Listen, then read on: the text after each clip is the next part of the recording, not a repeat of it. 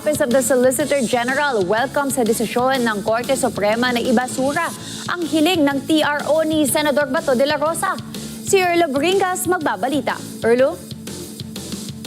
Gianna, tinanggap ng Office of the Solicitor General OSG aga naging desisyon nga ng Korte Suprema na ibasura ang hiling ni Senator Ronald Bato de la Rosa para sa Temporary Restraining Order o TRO laban sa posibleng pagpapatupad ng warrant ng International Criminal Court o ICC.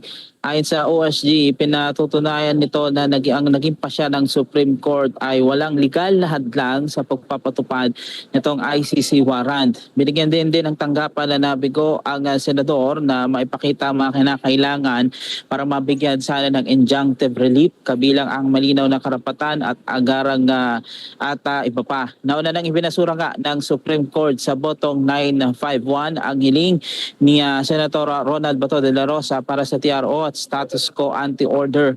Samantala, hinihintay pa rin ng OSG ang buong desisyon ng Korte Suprema kaugnay ng iba pang isyong nakapaloob sa petisyon ng senador. Sa gayon dyan ay naantabayanan natin itong gagawing press conference ng Department of Justice ngayong alas 12:30 ng hapon. Dito kanilang i-anunsyo yung posibleng i-anunsyo yung procedural operational procedure na kanilang gagawin matapos kayo naging desisyon ng Korte Suprema. Yan ay matapos i-announce din ng NBI at ng Malacanang na DOJ mismo ang gagawa ng mismong hakbang kung ano nang susunod nilang gagawin kaugnay nga ng desisyon ng Korte Suprema.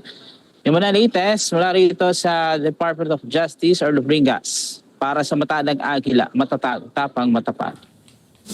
Maraming salamat, Erlo Bringas.